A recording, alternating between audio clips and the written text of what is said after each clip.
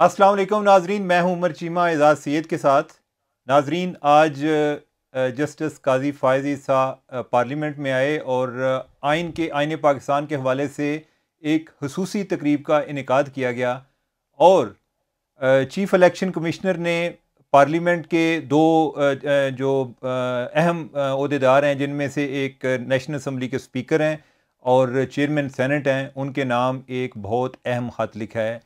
इन दो इश्यूज़ पर हम आज बात करेंगे।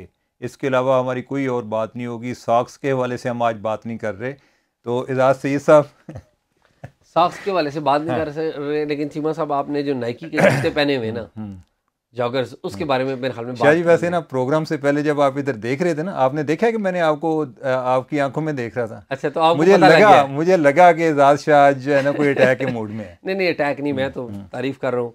वैसे लोग सवाल जरूर करेंगे कि ये इतने पैसे कहाँ से खर्च किए। असली है ना मेरे हाल में? तो नहीं शाह जी, असली हैं। अच्छा, तो यार नाइकी तो असली खरीद रहा, मतलब असली तो बड़े महंगे हैं मेरे हाल में। तो असली आप भी कई चीज़ें असली आपके पास ही है ना, नकली तो कोई नहीं, मुझे बताए ना यार, नाइकी तो मेरा 40-50 हज़ार रुपये का ये शूज़ होगा तकरीबन। शाह जी, मैं ये है कि कोई दोस्त अमेरिका से आ रहा हो, अच्छा, तो उसको मैं कहता हूँ कि वो पूछे ना कि क्या लाना है, मैंने कहा यार नाइकी शूज़ ले आना, क्योंकि आपको पता है कि मैं थोड़ा जॉगिंग वगैरह करता हूँ या हाइकिंग करता हूँ। अच्छा, तो ये मुझे हेल्पफुल होते हैं। अदरवाइज़ मैंने बाय द वे ये ब्रांड का मेरा कॉम्प्लेक्स नहीं है मैंने, लेकिन इधर से ट्राई किए हैं तो जो मेरी रिक्वायरमेंट्स हैं ना उनको वो पूरा नहीं करते। मैंने कई दफ़ा वो मुझे बल्कि मेरे पाँव को मुतासर कर रहे चीमा होते साहब हैं। आप दोस्तों को कहना छोड़ दें, आपके पास पैसे बहुत हैं, आप खुद खरीदा करें। नहीं शाही, पैसे देता हूँ उनको। अच्छा, पैसे हाँ देते हैं। हाँ हाँ, ये वज़ाहत ज़रूरी थी। वैसे ये है कि मैं आपको ये और भी डिक्लेयर कर दूं कि ये इस दफ़ा फ़खर दुरानी साहब हैं हमारे। अच्छा, तो वो भी यूट्यूब चैनल चलाते हैं, उनका चैनल उसको भी प्रमोट करना है, वो लेकर आए हैं। हाँ, अच्छा, और तो आपने उनको भी पैसे दे दिए? हाँ, यानी कि अच्छा, वो मैं आपको ये भी बताता हूँ जो नहीं भी दिए, अच्छा, वो मेरे लिए जो है ना 2 पेयर लेकर आए थे। अच्छा, गुड, हाँ हाँ, गुड, गुड। तो एक उन्होंने मुझे गिफ्ट किया, एक मैंने उनको पैसे दे क्या दिए। बात है, हाँ क्या हाँ। ज़बरदस्त काम है। तो चले यार, विश यू गुड लक। तो बड़ी खुशी हुई है अब आपको मैं तो नाइकी ये के। सोच रहा हूँ कि नेक्स्ट टाइम आप क्या करेंगे। एक दफ़ा तो नाइकी पे आपने बात कर ली है। चले यार, मेरे हाल में सीरियस बात यह है कि चीमा साहब आज आईने पाकिस्तान 1973 का जो आइन है उसको 50 साल हो गए। आज के दिन भुट्टो साहब ने तौसीक कर दी थी। आइन इम्प्लीमेंटेशन जो है वो उसकी 1973 का जो आइन है वो आज तक नाफिज है। और ये वो वाहिद आइन है जिसके ऊपर पूरी कौम मुत्तफिक थी, पूरी कौम मुत्तफिक थी, सब ने साइन किया। बलूचिस्तान से भी साइन हुआ, खैबर पख्तूनख्वा उस वक्त NWFP था, पंजाब, सिंध, सब ने साइन किया।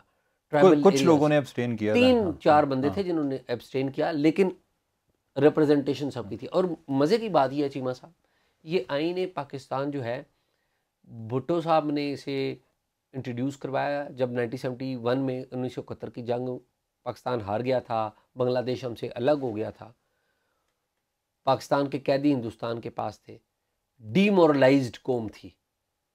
पहले 2 आइन हमारे नाकाम हो चुके थे और उसके बाद इन्होंने फैसला किया कि हम नया आइन बनाएंगे। ये चीफ मार्शल एडमिनिस्ट्रेटर और सदर की हैसियत से इन्होंने इख्तियार लिया था 20 दिसंबर 1971 को, जब यही खान का इस्तीफ़ा लिया गया और उनके घर भेजा गया। 16 दिसंबर को, 4 दिन पहले पाकिस्तान टूटा था और 20 दिसंबर को 4 दिन बाद भुट्टो साहब ने इख्तियार लिया था और फिर 73 का आइन बन गया।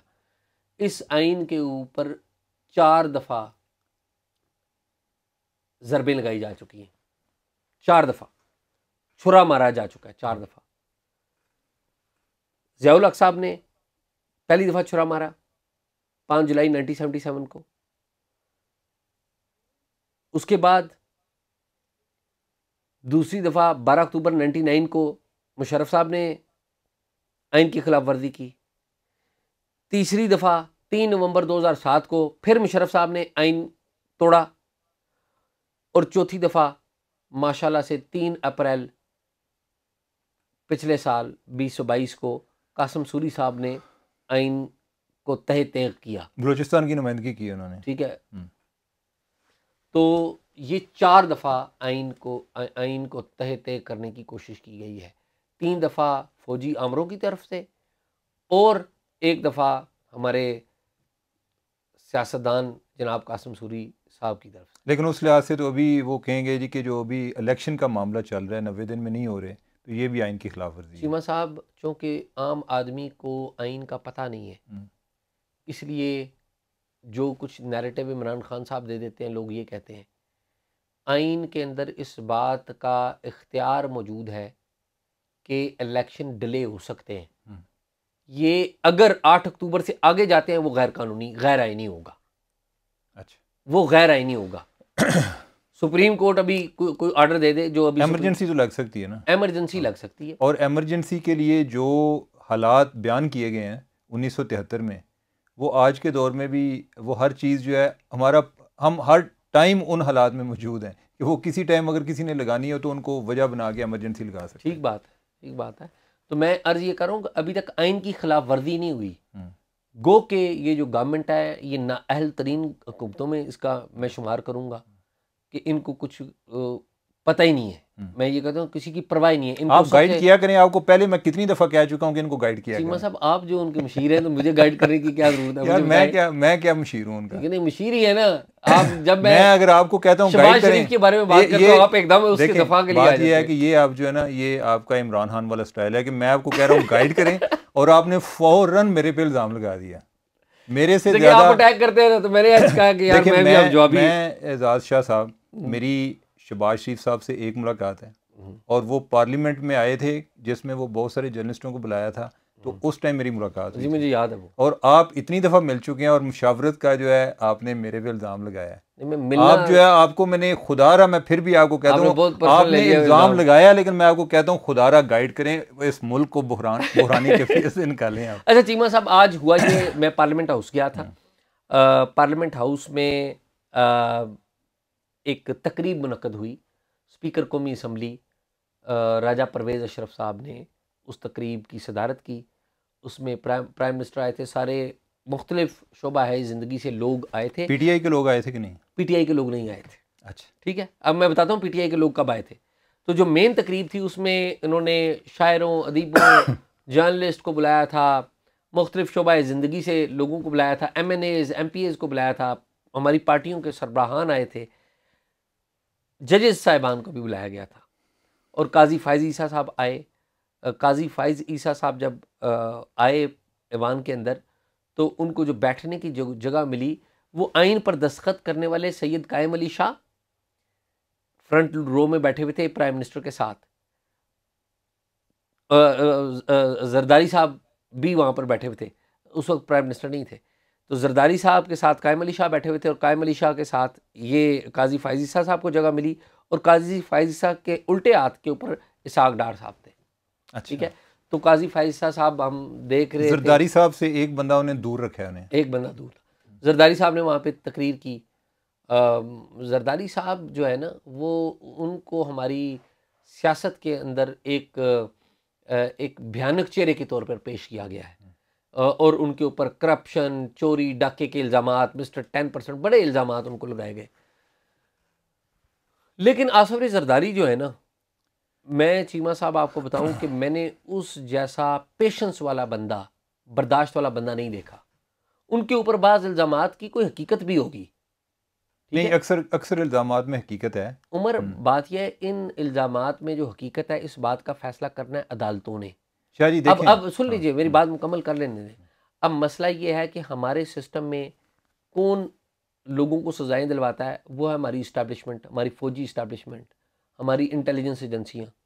अगर किसी के ऊपर कोई इल्ज़ाम साबित होने लगता है तो ये उसके साथ डील कर लेते हैं और फिर अपनी मर्ज़ी का फ़ैसला ले लेते हैं, और वो बेगुनाह हो जाता है। अभी तक आसफ अली जरदारी के ऊपर कितने आपने केसेस फाइल किए हैं, और कितने आप मंतकी इंजाम तक पहुँचा सके? नहीं पहुँचा सके आप मंतकी इंजाम तक। एजाज, वैसे आसफ अली जरदारी इस सिस्टम, उनसे ज़्यादा इस सिस्टम को कोई नहीं जानता, और उनसे ज़्यादा इस सिस्टम में रह कर खेलना कोई नहीं जानता। ठीक।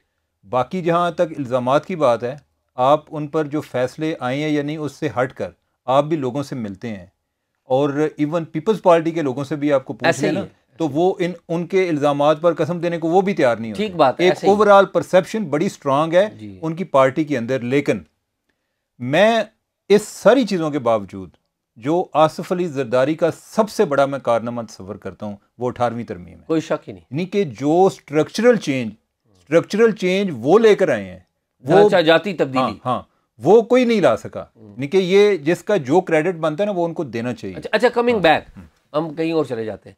तो जरदारी साहब ने बड़ी तकरीर की, फिर बाद में काजी फायज़ ईसा साहब ने तकरीर की। काजी फायज़ ईसा साहब की तकरीर में एक तो उन्होंने वजाहत की कि मैं इस तकरीब में शिरकत के लिए आया हूँ, मैं आपके पड़ोस में 2014 से आया हूँ, यानी कि सुप्रीम कोर्ट की इमारत साथ है, एक ही दीवार है, ठीक है, दीवार भी क्या, एक जंगला है, ठीक है, पार्लियामेंट और सुप्रीम कोर्ट के दरमियान। और आप देखें ना कि कितनी खूबसूरत बात है कि पार्लियामेंट की इमारत और पीछे है उसके बिल्कुल ईवान सदर, और पार्लियामेंट की इमारत के बिल्कुल साथ जो है वो सुप्रीम कोर्ट की इमारत है, और कुछ इसका जो अहाता वो ईवान सदर से भी लगता है। तो इन सब के दरमियान जंगले लगे हुए हैं लोहे के। तो क्या लगने चाहिए? नहीं, मैं एक बात कर रहा हूँ कि एक ही एरिया है, मैं ये बात कर रहा हूँ एक ही एरिया, जंगले लगे हुए हैं कि इनके दरमियान इतना फासला नहीं है, साथ जुड़े हुए हैं, और आइन भी यही बताता है कि ये सब मिल के जब काम करेंगे तो ज़्यादा मौसर होंगे। लेकिन आज एक और काम भी हुआ, मैं बताता हूँ कि बीच में पार्लियामेंट के अंदर क्या हुआ। तो काजी फायज़ साहब ने तकरीर की, उन्होंने कहा जी मैं आईने पाकिस्तान के लिए आया हूँ, यहाँ पर ये आपसे मैंने पूछा था कि कोई सियासी बातें तो नहीं होंगी, आपने कहा था नहीं होंगी, आईने पाकिस्तान पर बातें होंगी, लेकिन यहाँ पर सियासी बातें हुई हैं, मैं उनसे इत्तेफाक नहीं करता, ठीक है। तो हमने फिर उन्होंने अपनी फैमिली का बैकग्राउंड वगैरह बताया और आइन की अहमियत के बारे में बात की, और वो बैठ गए। और फिर जब तकरीब का ये सेशन ख़त्म हुआ तो काजी फायज़ ईसा साहब बाहर चले गए। बाहर जर्नलिस्ट ने उनसे सवाल जवाब किए, उन्होंने किसी जर्नलिस्ट के सवाल का जवाब नहीं दिया। आपके सवाल का भी नहीं दिया? नहीं, आपने किया था? नहीं, मैंने नहीं किया था, मैं नहीं उन तक पहुंच चुका था। तो काजी साहब चले गए। अब जब मैं और मतीउल्लाह जान इकट्ठे थे वहाँ पे, तो अब हम जब काजी साहब से मिलने के लिए नीचे उतरे कि हम ईवान में जाएं, क्योंकि ईवान तो खुला था, तो पता ये चला कि काजी साहब निकल गए। तो अब हम दूसरे फ्लोर से तीसरे पहले फ्लोर के ऊपर आए, जहाँ पे सेनेट का जो अमला है वो देखभाल करता है, वो गली दस्तूर, वहाँ पर पार्लियामेंट की इमारत में एक गली दस्तूर बनी हुई है जिसमें मुख्तलिफ पाकिस्तान का जो आइनी इर्तिका है उसकी तस्वीर बनी हुई है। तो उसके ऊपर ताला लगा हुआ था। तो मैं बड़ा हैरान हुआ, मैंने कहा यार गली दस्तूर के ऊपर ताला लगा हुआ है, आज आईने पाकिस्तान की 50वीं सालगिरह है। तो पता ये लगा, वहाँ पर अमले ने बताया कि जी ये तो बंद की हुई है, तो हम सेनेट वाले जो है ना वो नहीं मना रहे। अच्छा, सेनेट वाले नहीं मना रहे? हाँ, वो मैंने कहा जी वो क्यों? उन्होंने कहा जी वो सेनेट वाले तो उस तकरीब में भी नहीं आए। फिर मैंने गौर किया कि जो चेयरमैन सेनेट हैं सादक संजरानी, वो भी गायब थे। पीटीआई के जो अरकान हैं वो भी ऊपर गायब थे। पीटीआई के सेनेटर्स को भी बुलाया गया था मेन तकरीब में, जो कि सेनेट में अपनी पार्टी की नुमाइंदगी करते हैं, वो भी गायब थे। तो मैं बड़ा हैरान हुआ कि यार ये क्या मुल्क है कि आइन बना किसके बतन से था? पार्लियामेंट के बतन से। और पार्लियामेंट, कौमी असम्बली और सेनेट और सदर का नाम पार्लियामेंट है ना, तो एक ईवान जो है वो अभी तक सोया हुआ है। तो ये पाकिस्तान में आइन की भी हालत यही है, ये मुल्क आधा आइन के ऊपर नहीं, वो क्यों नहीं गए, कोई इस बारे में पता चला? ये नहीं पता है। उन्होंने कहा जी वो शिरकत ही नहीं की। उन्होंने बुलाया गया था, ये मैंने कंफर्म किया, बुलाया गया था, कंफर्म किया। और अदलिया में से जज साहिबान को बुलाया गया, तो काजी फायज़ ईसा साहब आए। इनकी अदलिया में से भी एक जज ने कहा कि हम पार्लियामेंट की बालादस्ती को मानते हैं। कितने हैं अभी? 15 जजेस हैं ना सुप्रीम कोर्ट ऑफ पाकिस्तान के। तो चीमा साहब, अर्ज़ ये है कि जो हालत आज पार्लियामेंट के अंदर, पार्लियामेंट की बालादस्ती तस्लीम करने के वाले से बाकी इदारों ने जो थी ना, जो पिक्चर मैंने आपको पेश किया है, वही हालत पाकिस्तान में अमली है कि पार्लियामेंट सुप्रीम है लेकिन उसे मानता कोई नहीं है। यानी कि एक मुतफ़िका तौर पे मंजूर किए जाने वाला आइन जो है उसकी सेलिब्रेशन पर सब मुतफ़िक नहीं है, सब मुतफिक नहीं है। अच्छा, आप चीमा साहब, एक तो ये हो गया मामला। दूसरा ये हुआ कि बाद में मुश्तरका इजलास भी शुरू हो गया, जिसमें चीफ जस्टिस के जो इख्तियारात के वाले से जो बिल सदर साहब ने वापस किया था कि चीफ जस्टिस को बेंच बनाने का जो इख्तियार है, वो बाद में वो शुरू हो गया। उसमें सादक संजरानी थे, वज़ीर आज़म के साथ बैठे हुए थे, तो सादक संजरानी भी और सारे लोग आए। उसमें पीटीआई के जो सेनेटर्स थे वो आए और उन्होंने एहतजाज किया, यानी कि आइन की सेलिब्रेशन में शिरकत नहीं की, एहतजाज किया। जो उनका सियासी हक़ है वो बिल्कुल करें। तो वहाँ पर बड़ा एहतजाज हुआ, लेकिन कानून साजी जो है वो मंजूर कर ली गई। उसमें एक और तरमीम भी मंजूर कर ली गई है। अच्छा। और वो तरमीम ये है चीमा साहब के जो कहा गया था कि जो बेंच बनाने के लिए 3 मेंबर कमेटी होगी, तो एक उसमें खामी रह गई थी, और उस खामी का इजहार मतीउल्लाह ने किया था आपने किसी ब्लॉग में कि ये 3 मेंबर तो आपने बुला लिए हैं, लेकिन इस कमेटी का इजलास कौन बुलाएगा? ये भी डिस्क्रिशन चीफ जस्टिस के पास थी। तो उस कमेटी के लिए तरमीम में ये तरमीम ये कर दी गई कि 2 मेंबर कोई भी अगर मिल जाए तो वो कमेटी का इजलास बुला सकते हैं। ठीक है, सही है। तो ये एक हो गया।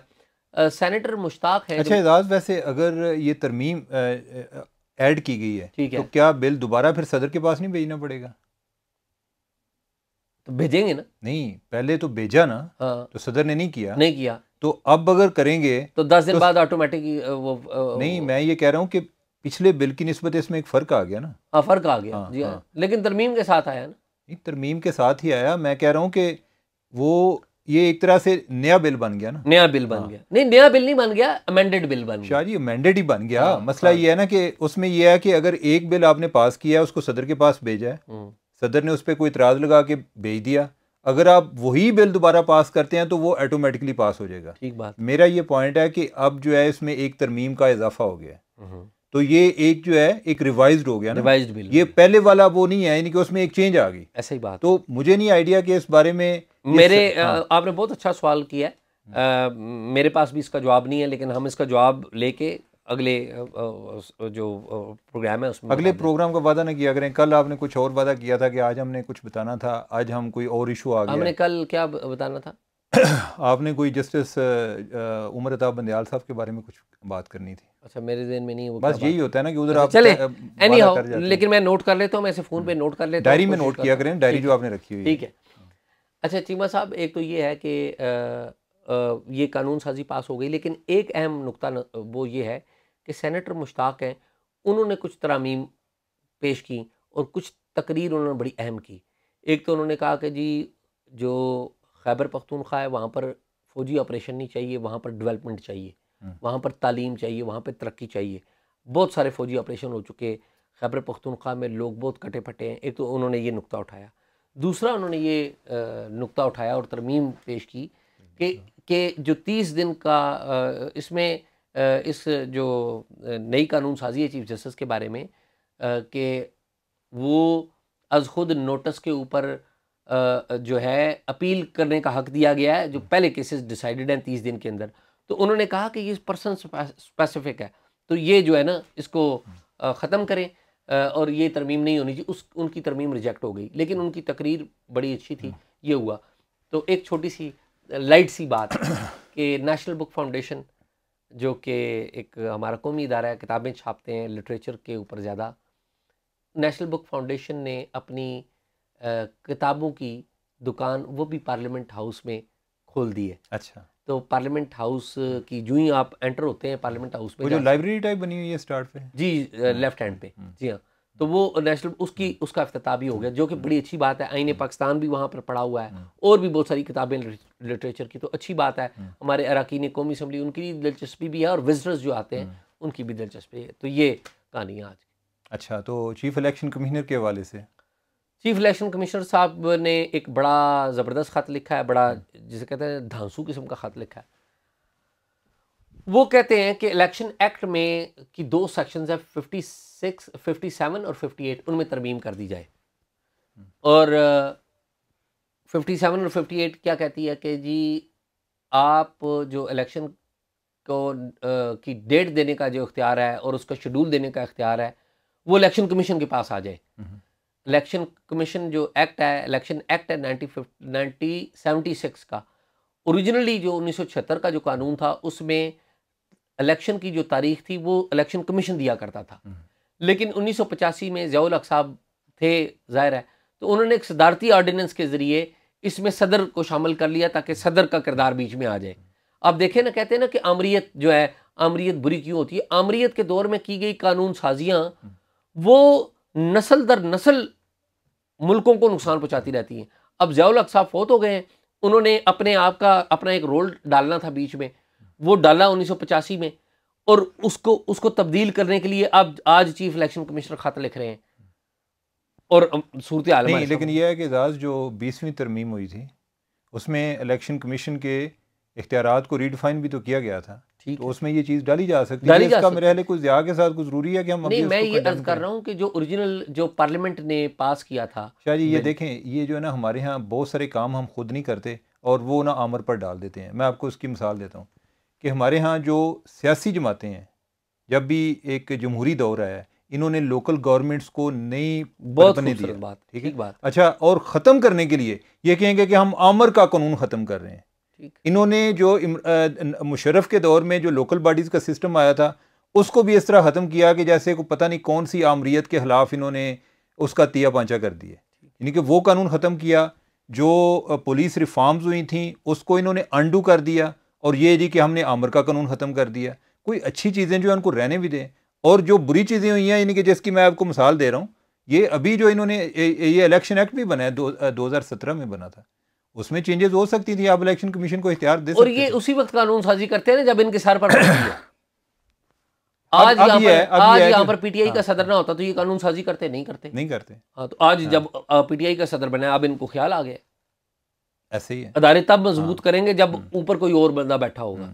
तो ये अफसोसनाक है। तो चीमा साहब, ओवरऑल अगर आप ये देखें कि आज का दिन कैसा था, मुझे अच्छा इसलिए लगा कि आज का दिन हम जब सड़क के ऊपर खड़े होते हैं ना चीमा साहब, और सड़क के ऊपर ट्रैफिक वाला कोई किसी बंदे को चालान करता है, या हम घर से निकलते हैं तो हमारे जेब में शनाख्ती कार्ड होता है और शनाख्ती कार्ड से हम बैंक अकाउंट खोलते हैं या कोई और काम करते हैं, ये तमाम चीज़ें आईने पाकिस्तान की मरून मिन्नत है। ये जो माशरे में जो ऑर्डर नज़र आ रहा है ना, और ट्रैफिक के सिग्नल से लेकर देखें, हमारी बदकिस्मती देखें कि जो आइन साज असम्बली बनी थी, पहली आइन साज असम्बली, वो क़याम पाकिस्तान से भी पहले बन गई थी।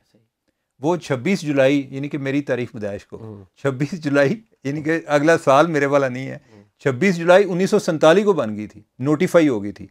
और उसका जो पहला इजलास है वो 10 अगस्त 1947 को हुआ था। तो वो आइन साज असम्बली हमारी उस टाइम बनी, लेकिन आइन के साथ हमने जो किया उसके बाद जो है आइन से पहले हमारे यहाँ ऑब्जेक्टिव रेजोल्यूशन आ गया, करारदाद मकासद, ठीक है। और उसके बाद जो पहला काम हुआ, जो हमारा लॉ मिनिस्टर था जोगिंदर नाथ मंडल, वो पाकिस्तान छोड़ के इंडिया चला गया कि इधर जो है, यानी कि मैं जो कानून या आइन में सोच रहा था कि ये रियासत देगी, वो नहीं बन सका। फिर जो हमारे पास पहला आइन बना, उस टाइम तक 2 गवर्नर जनरल और 4 प्राइम मिनिस्टर फारूक हो गए थे। चीमा साहब, आप तो जोगिंदर नाथ मंडल की बात करते हैं, जो कि हमारे एजुकेशन मिनिस्टर भी थे गालबन, लॉ मिनिस्टर तो थे, लॉ मिनिस्टर, एजुकेशन मिनिस्टर, क्योंकि जब पहली वजारतें कायद आज़म साहब ने तकसीम की ना, तो वजारत तालीम रह गई थी। तो वो भी मुझे याद पड़ता है, अगर मैं गलत नहीं हूँ, अगर किसी ने देख लिया तो वो तस्हीह कर दे, वो करेंगे तस्हीह नहीं, अगर तस्हीह कर, मुझे याद ये पड़ता है कि जोगिंदर नाथ मंडल को दे दी गई थी तालीम की वजारत भी। और हमारे जो पहले वजीर खारजा थे सर जफरुल्लाह, हाँ, ठीक है, वो अहमदी थे। तो आप देखें कि बाद में आइन में तरमीम भी हुई, इसी आइन में तरमीम भी हुई, तो हमने अपने जो आप इस मुल्क के अंदर गैर मुस्लिमों के साथ क्या सलूक किया और बाकी अपने मुल्क के शहरियों के साथ क्या सलूक किया, तो ये भी अनफॉर्चुनेट बस है। यही है, यानी कि ये हिस्ट्री में हकायक जो होते हैं ना, वो इतने खूबसूरत नहीं होते जितने हम चाहते हैं या जितनी स्टोरी में नज़र आते हैं। लेकिन एनीवे ये एटलीस्ट ये हमारे लिए जो 1973 का आइन है, ये भी एक मोइज़े से कम नहीं था। आप यही देखें ना कि कितने सालों बाद जाके वो एक हमारे पास एक कंसेंसस कॉन्स्टिट्यूशन आया, ठीक है, और अल्लाह करे कि हम उसकी हिफाजत कर सकें। और ये जो बात आज काजी फायदी साहब ने की है ना, इसको एजाज़ जो एक स्कूलों में पढ़ाना है ना, ये बहुत इंपॉर्टेंट है। और फ्रैंकली मैं आपको बताऊं कि मैं भी इसी मुआशरे की पैदावार हूँ ना, मुझे आइन या कानून की कभी समझ नहीं लगी। जब मैंने सुप्रीम कोर्ट की रिपोर्टिंग शुरू की ना, तो उधर को लॉ का हवाला आ रहा होता था जी कि वो फ़लाँ लॉ के तहत, पहले कभी हमने सुने ही नहीं है, क्योंकि इधर रूल ऑफ लॉ ही नहीं है, ठीक है। हम ये कहते हैं जी बस इधर जुगाड़ लगाते हैं लोग, ठीक है। तो उनको ये पढ़ाना ज़रूरी है ताकि उनको इसकी वैल्यू का हम अंदाज़ा उनको बचपन में, और उनको हम बताएं कि ये चीज़ क्यों इंपॉर्टेंट है। और ये बच्चों को पढ़ाना भी बहुत ज़रूरी है चीमा साहब, और ये हमारी काकूल अकेडमी में भी पढ़ाना बहुत ज़रूरी है। हम हलफ तो उनसे लेते हैं, लेकिन इस पे सियासत के बारे में जो बुनियादी चीज़ है वो है आईने पाकिस्तान, ये पढ़ाना बहुत ज़रूरी है, क्योंकि हमारी तारीख़ इतनी अच्छी नहीं है और खौफ रहता है मुस्तकबिल के बारे में भी। तो खैर लंबी बातें हो गई। नाजरीन, आपने उमर चीमा का और मेरा प्रोग्राम देखा। उम्मीद है आपको हमारी बातें पसंद आई होंगी। अगर पसंद नहीं भी आई हैं तो दरगुजर करें, अपनी राय का इजहार ज़रूर करें। एक अच्छा, बहुत सारी बुरी खबरों में, बहुत सारे बुरे दिनों में एक अच्छा दिन जो आज का गुजरा है। उम्मीद है आपको हमारी जो प्रोग्राम के अंदर जो नुकात उठाए गए हैं वो क्लिक किए होंगे। अगर आपने हमें कोई मालूमात देनी है तो talkshock777@gmail पे दीजिए। अच्छी और बुरी राय का इजहार करना है तो वो आप कमेंट बॉक्स में ज़रूर कीजिए।